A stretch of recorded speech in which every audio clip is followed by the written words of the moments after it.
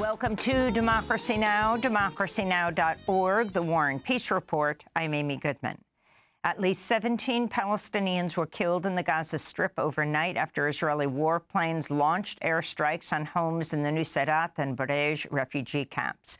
This came after at least 9 Palestinians were reported killed in another Israeli attack while waiting for aid trucks to arrive in the southern city of Rafah. This is Hamad Dalul, the aunt of one of the men killed in the strike. They are merchants. They had nothing to do with anything. They were struck with missiles. There's no safety, no safety. These are innocent people, honest people who had nothing to do with anything.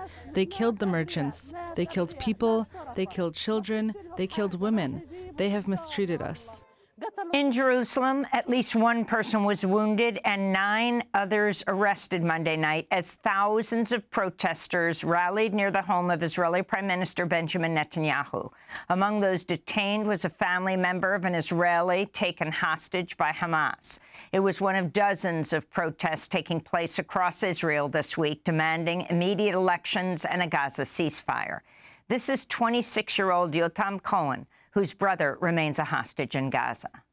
The last 8 months have been an emotional roller coaster for me and the other hostage families, and I think that without a struggle and without the protest, this deal will also be put down, and we're here to tell the government and shout for them to close the deal and to bring them home.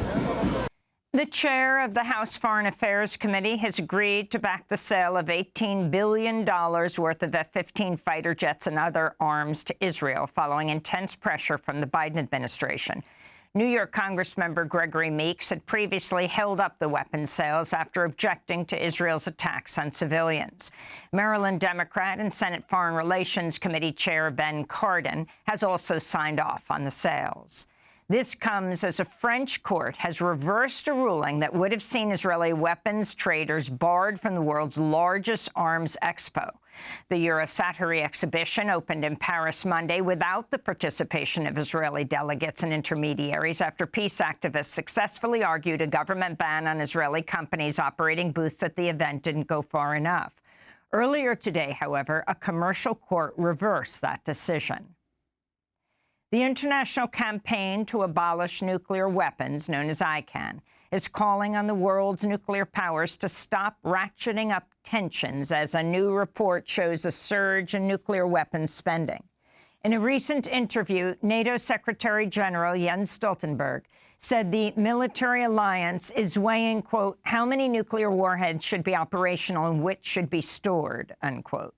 The U.S. currently has nuclear weapons deployed in Italy, Germany, Turkey, Belgium, and the Netherlands, while Russia has recently deployed warheads to Belarus. ICAN said, quote, the NATO countries hosting U.S. nuclear weapons should admit to their citizens that they have these inhumane weapons on their soil without their say. No country should be demonstrating their willingness to join in the killing of millions of people, they said. On Monday, Stoltenberg visited President Biden at the White House and spoke at the Wilson Center think tank, where he boasted of NATO's increased weapons spending. NATO creates a market for defense sales. Over the last 2 years, more than 2/3 of European defense acquisitions were made with U.S. firms. That is more than $140 billion worth of contracts for U.S. defense companies. So NATO is good for U.S. security, good for U.S. industry, and good for U.S. jobs. That's the NATO Secretary General. South Korea's military says its soldiers fired warning shots at about 24 North Korean troops who crossed the heavily fortified demilitarized zone separating the two countries. It was the second reported border incursion this month and came as Russian President Vladimir Putin departed for a state visit to Pyongyang, where he's set to meet North Korean leader Kim Jong-un to discuss trade, weapons sales, and military assistance. It's Putin's first visit to North Korea since 2000. In India, residents of New Delhi remain under a red alert, the highest level of warning, with daytime temperatures soaring past 110 degrees Fahrenheit. Meteorologists say northern India is in the midst of its longest ever heat wave, with highs in some areas pushing the limits of what humans can survive. In Saudi Arabia, at least 14 Muslim worshippers have died of heat stroke during the Hajj pilgrimage to Mecca. On Sunday, temperatures around the Great Mosque of Mecca reached 120 degrees Fahrenheit. In North America, an estimated 260 million people in the U.S. and Canada face temperatures of 90 degrees or higher this week as a persistent heat dome is forecast to settle over cities, including Chicago, New York, and Toronto. Meanwhile, in western states, crews are battling fresh wildfires that have exploded in Los Angeles, Northern California's Sonoma County, as well as New Mexico and elsewhere. This comes as dozens of labor and environmental groups petitioned the Federal Emergency Management Agency Monday to include wildfires and extreme heat in its definition of a major disaster, as both events are set to get even more frequent and more destructive due to the worsening climate crisis. The European Union has approved a landmark environmental law that'll require the bloc's 27 member states to restore nature on at least 1/5 of their land and sea by 2030. Over 80% of Europe's natural habitats are considered to be in poor health. At least 11 asylum seekers have died, and dozens are missing after 2 shipwrecks off the southern coast of Italy. Over 50 migrants were rescued Monday from a sinking wooden boat, while another boat, which had set off from Turkey, caught fire and overturned. Many of the refugees came from Syria, Egypt, Pakistan, and Bangladesh. The International Organization for Migration estimates more than 27,000 migrants have died in the Mediterranean Sea over the last decade as they attempt to reach Europe from northern Africa. The Biden administration is announcing a new policy that would protect tens of thousands of undocumented immigrants who are married to U.S. citizens from deportation and grant them a pathway to citizenship. The measure is likely to benefit some 500,000 people who've lived in the United States for at least 10 years and who would otherwise face mounting bureaucratic and legal challenges to obtain these protections if they entered the U.S. unauthorized. They'll also be allowed to obtain work permits. President Biden's announcing the policy at the White House later today, marking the 12th anniversary of Deferred Action for Childhood Arrivals, or DACA, which provides deportation relief for undocumented immigrants who were brought to the U.S. as children. This comes just weeks after Biden issued a measure temporarily shutting down the U.S.-Mexico border and denying asylum to most migrants who do not cross into the U.S. via ports of entry. Here in New York, Governor Kathy Hochul has come under fire from health experts after saying she's exploring whether to reinstitute a partial ban on face coverings in public spaces. Hochul's comments came during an interview on CNN where she was asked by reporter Laura Coates if she would support a call by Jewish leaders to ban masks so pro-Palestinian protesters can be more easily identified. I absolutely will go back and take a look at this and see whether it can be restored, because it is frightening to people. You're sitting on a subway train and someone puts on a mask like this and comes in. You don't know if they're going to be committing a crime, they're going to have a gun, or whether they're just going to be threatening and intimidating you because you are Jewish, which is exactly what happened the other day. Absolutely unacceptable in the state of New York. New York City Council member Shahana Hanif called the governor's comments inexplicable and said a mask ban would, quote, serve to appease reactionary voices and go against logical health protections. Mask bans won't deter crime, but only hinder public health, Councilmember Hanif said. New York City Mayor Eric Adams has also backed a possible mask ban, citing protests as well as crimes committed by masked people. Meanwhile, New York City Controller Grad Lander and others say they will bring legal challenges to Governor Hochul's halting of New York City's congestion charge plan, which would charge drivers $15 to enter parts of Manhattan. The plan, which had been scheduled to go into effect later this month, would put billions back into New York City's ailing public transportation system and significantly reduce car pollution. A federal judge Monday blocked the Biden administration's expanded Title IX protections in Kentucky, Indiana, Ohio, Tennessee, Virginia, and West Virginia.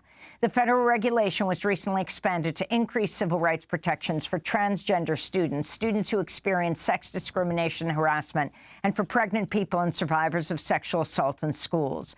Days earlier, another federal judge temporarily blocked the new rules from taking effect in Idaho, Louisiana, Mississippi, and Montana.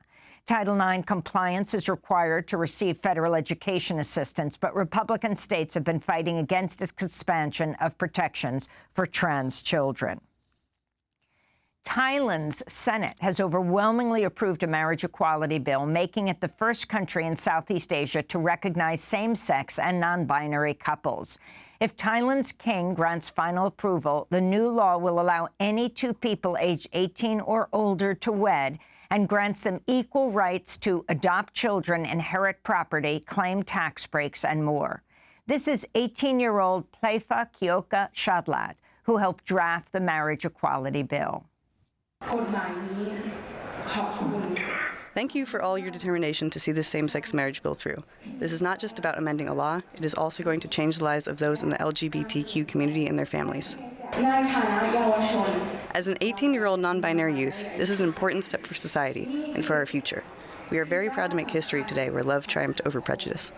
And after half a century behind bars, former Black Panther Veronza Bowers has been released. He was sentenced to life in prison in 1973 for the murder of a U.S. park ranger based on testimony from government informants. He's consistently claimed his innocence. Many call him one of the longest-serving political prisoners in U.S. history. He was freed in May from the Federal Medical Center in North Carolina. In a video shared with Democracy Now!, 70-year-old Bowers said he became a healer in prison and hopes to continue his work on the outside. And I learned one thing during incarceration, that a man or a woman has to sooner or later make a decision, make a choice as to how they intend to live life inside. Long ago, I made a decision. I made a choice to help my fellow men to heal and to find peace in the chaos. And that chaos be raging all around, swirling.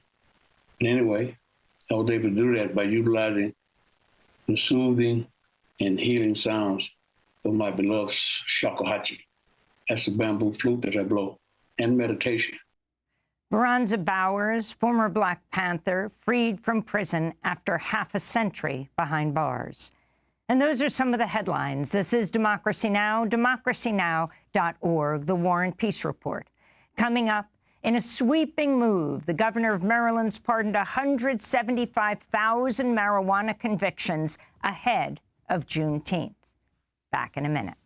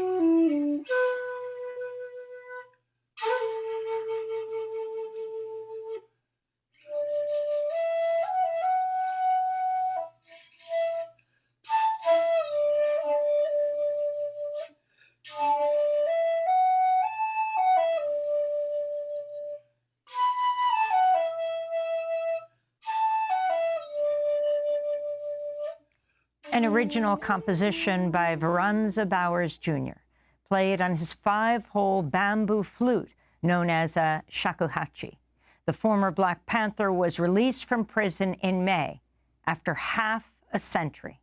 He credits his music and meditation with becoming a healer while he was incarcerated.